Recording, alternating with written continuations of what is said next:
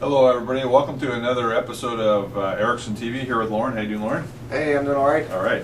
So, Lauren, I know you wanted to talk about something very interesting about March Madness that we just finished. And for those of you that don't follow sports, March Madness is one of the biggest sporting events, but also TV events where people fill out brackets to try to predict the winner of the NCAA basketball tournament. So, Lauren, what did you find out about picking? And I understand that a while ago it was a tradition at this office that everybody picked brackets for the NCAA tournament. That is correct. And this year, Curtis, if we had all picked brackets, how would we have done?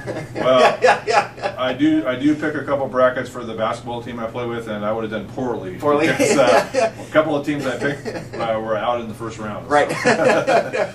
I'm pretty convinced that I would have done even more poorly. And the reason why I'm so convinced is because I recently read an article on Yahoo that talked about the one person who had correctly picked the final four teams this year, the top four teams in the United States. People, roughly? 3 million. Okay. So there were 3 million attempts to figure out who were going to be the final four teams, and this one woman who was a school librarian was the only one to pick the final four. But what was really interesting is she had a method to determine how to pick their final four teams. Her method was she really likes dogs and cats. Okay. So the way she chose her final four teams is she chose basketball teams that had mascots that were similar to dogs and cats.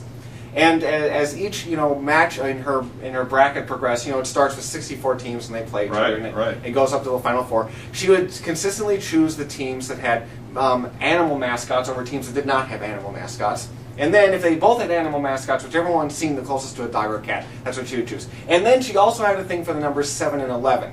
So if there needed to be a tiebreaker, she would choose whichever team was ranked closer to 7 or 11. And this is how she was the only person in the entire United States of America to have picked the top Final Four teams. Well, that kind of reminds me of tying that into our investing for your retirement. Why we pick index funds about a broad base of companies, because they had these stock picking contests where they found out that a monkey that threw a dart at a dartboard to pick the stocks did better than the so-called mutual fund or the stock picking experts. Yes, and the whole point is, of course, you could pick stocks by using her same method.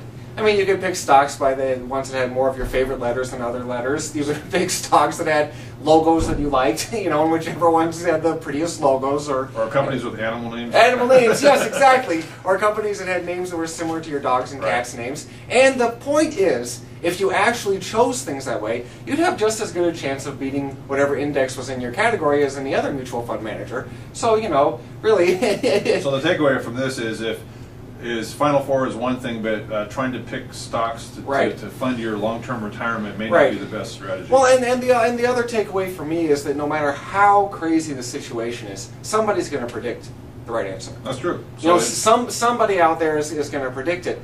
But what does that prove about the next time? I mean, does this show that she has a method? Right. Just like all mutual fund managers have a method. It worked this year.